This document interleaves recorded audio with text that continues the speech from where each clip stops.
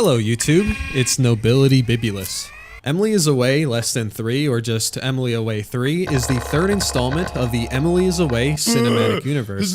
The player picks a profile picture of the most default looking people ever and assumes the role of an angsty, horny high schooler, spending their last days as a senior chatting up women on FaceNook. What do you mean by kinda? Yeah, I see it. Like a cheer typing. Which is very obviously a parody of, well, it's fucking obvious, it's Tom Nook from Anime. Hopping right into the game, you create the login for your character, and if you hit randomize, they'll use names from your Steam's friend list, which I thought was pretty fucking cool. For educational purposes, I named my degenerate character Daddy Freeman, so I can maximize my immersion. Listen, I know from experience in a high school simulator game, you're gonna get into a lot of fights, a lot of arguments. What better defense than getting addressed as Daddy? It's the best defense ever. Now, in the original Emily's Away, you'd only be trying to get your pecker wet by Emily, but in the second game, you're given the option to attempt coitus with Evelyn instead. The same feature returns for this game. You can effectively choose the girl you want to chase. The Emily is Away games have always had some pretty awesome highs getting the girl, but they're always met with pretty depressing lows, and it's fucking awesome. At some point, you're always going to get dumped or heartbroken. This game, however, has multiple endings, from heartbreaking breakups Hey pal, you just blowing from stupid town? to ambiguous endings where you're not really sure where you stand with your girlfriend, to even a happily ever after where you guys are just happy. I need to engage in homicidal behavior. Which apparently only 0.1% of players, I included, have gotten. So while the ending is still there, most of you are pretty fucked. With the addition of Tom Nook's enterprise FaceNook, the whole game opens up more. You're almost able to fully interact with the website, gaining the ability to send friend requests to women who never accept it. You can open links to YouTube yourself. Except instead of being recommended the incredibly unfunny, dysfunctional cast of YouTube Rewind and Ninja, you can watch Big Booty Bitches. That's a throwback. You can even find people's comments in videos and like or dislike them. It does absolutely nothing, but I like to imagine I'm ruining someone's day just a little, just by leaving a dislike for no reason. God knows I never know that pain. Characters will message you and send you music playlists containing bangers from the early 2000s. God, I love white people. Speaking of characters, you can talk to your friends by selecting an option and slamming your keyboard. Now, thankfully, you don't actually have to type your answers out. Any key you press on the keyboard types a character of the response. It feels very immersive typing out your words without actually having to do it, like some fucking mini clip game. There's a lot of attention to detail this time around, and Emily Less Than 3 does a great job at completing that whole Ray William Johnson, Smosh, that one PUBG bridge guy, Facebook aesthetic from the late 2000s. Joe Biden's testicle. From the sound effects to the throwback videos to advertisements you can interact with, like the Incredible Hunk trailer, or Grand Thumb Assault 4, or even a movie starring my favorite actor, Brendan Fraser. I don't know why anyone kept making movies after the first Mummy. Like, unless Brendan is there, there's honestly no fucking point. Always did have more balls than brains. Yeah. Goodbye, Benny. The dialogue between characters is incredibly accurate for its time, and by that, I mean it's fucking cringe. Trust me, I was a kid around this time, and the way these characters communicate with each other feels very accurate. If I could go back in time and shoot myself for typing like this, I would.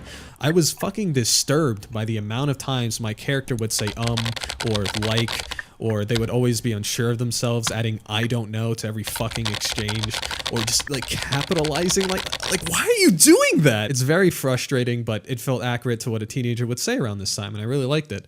Listen, I genuinely enjoyed myself when I played this game. I think it's a major step up in the series, but it definitely has its flaws. I'm not entirely sure it's worth the price tag. $9.99 can net you some pretty time-consuming games and even objectively better narrative experiences. Saki is being a real whiny bitch here, so I'm gonna side with Oko-san. Emily is Away can only net you about 4 hours before it starts to crumble, and when it crumbles, it fucking crumbles. And that's all due to its lack of replay value, which is jarring because in my opinion, this game has the possibility to offer 9 times the replay value, but because of how it operates fundamentally, replaying it for a second time can feel more like an annoying task rather than the adventure it is on your first playthrough. This game barely has any replay value, and it really fucking should. In the beginning of the game, you choose which girl you're going to pursue. Obviously, if you have good taste, you pick Evelyn. Evelyn. Great ass. Goes out with that loser. Daddy Freeman. End up breaking up on my first playthrough because I manipulated her into cutting out her friends and then proceeded to gaslight her when she confronted me. Matt Gursky, who is honestly the homie, even called her a dick bagel on her Facebook wall, completely oblivious to the fact that I actively talked shit about him behind his back. When playing games centered around relationships, I'm pretty cynical. My character's pain is constant and sharp, and I do not hope for a better world for anyone. In fact, I want my pain to be inflicted on others. I took joy in ruining Evelyn and couldn't wait for the mayhem I could cause with Emily soon after. However, after talking to Emily for the first couple of chapters, I found a lot, and I mean a lot, of repeated dialogue. I could almost say Emily and Evelyn are almost the exact same person. Now, they aren't a one-for-one carbon copy of each other, and their Facebook wall clearly shows that they have different personalities. There are some unique lines in conversation, but it was quite jarring how most of the scenes play almost, if not exactly, the same way, which is disappointing considering they're supposed to be two different individuals. In the story, both women are best friends who've had a falling out. One of the only unique conversations I had was getting the different perspectives of how their falling apart actually took place. But even then, the stories were kind of contradicting, or at least confusing. Evelyn mentions her boyfriend coerced her into blocking Emily out of nowhere, while Emily claims that they broke up because she gave Evelyn an ultimatum to choose between her clearly abusive boyfriend or her. So, which one actually happened? Does their drama happen differently depending on who you romance? Or maybe Emily gave her an ultimatum which caused Evelyn to block her? It's pretty unclear and very confusing. Their similarities as people could be forgivable if it happened only once or twice. Friends can share the same opinion and experiences. I mean, they're bound to say the same shit. They've been best friends forever. But there are situations that play exactly the same way, and it happens frequently. Evelyn would open up about an embarrassing memory where she cried while stargazing and listening to shitty 2000s music, only for Emily to tell me the exact same story on her playthrough. Another repetitive element in the story is how you handle jealousy. The game adds competition between your significant other and a random guy who tries to steal her. If you're dating Evelyn, you'll have Steve Dwyer try to slide into her DMs and take her from you. Now, if you're dating Emily, Jeff, whoever the fuck his name is, he's so goddamn one-dimensional, tries to steal her from you instead. Both Steve and Jeff serve as obstacles for your relationships, and how you handle them affects your relationship. But these characters play the exact same roles. Their names and profile pictures are just swapped. It's incredibly disappointing. These copy and paste scenarios feel beyond lazy, and it completely takes me out of the experience. And when a game which is a social media simulator isn't doing its job very well, I've become very aware of how slow I'm typing, how repetitive and monotonous the conversations are. These characters start to feel less like people and more like avatars that are just shitting out answers depending on the words I choose. You recognize that the choices the game highlights at the end are the only ones that truly matter. Suddenly flirting with Emily or talking about which Mario character you like feels scripted and overall unimportant.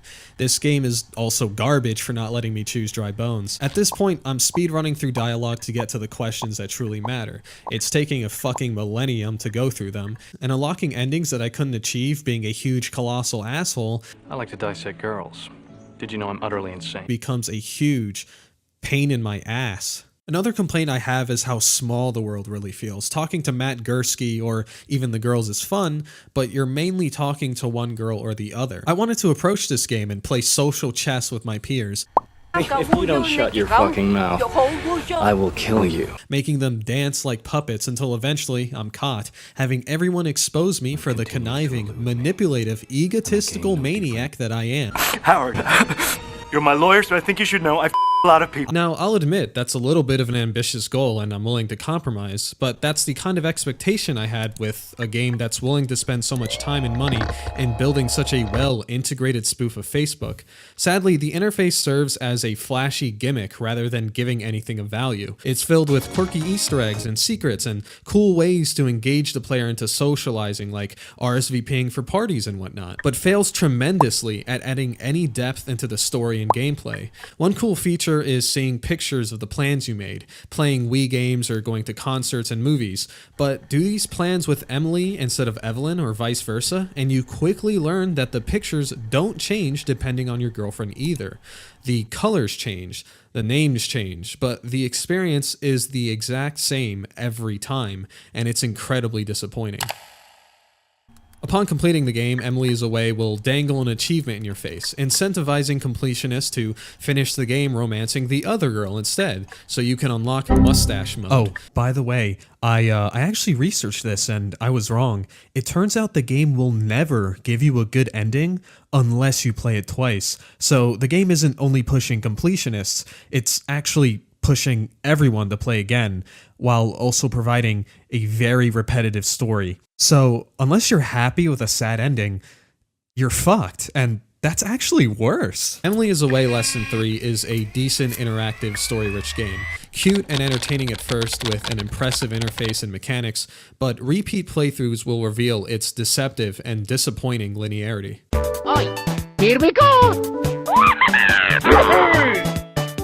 You know, I was already editing with these cute Mario Kart sprites and wondered, why not make a cool list for my patrons too? Funny thing is, it now looks like you're all racing and competing at giving me money. Don't worry though, I still love you all the same, but I do have a message for that rich hipster kid with an absent father and gambling addiction. It is a race. Go crazy. Show the world how much money you can throw at a small YouTuber before your recommendations get flooded with slutty Twitch streamers and unfunny TikTok compilations, and you completely forget he exists. Hobo Harasser, Jimin's Jam, Caleb Smith, Maher, and Magenta Iris, thank you so much for the support. Your dedication to the channel makes this all possible.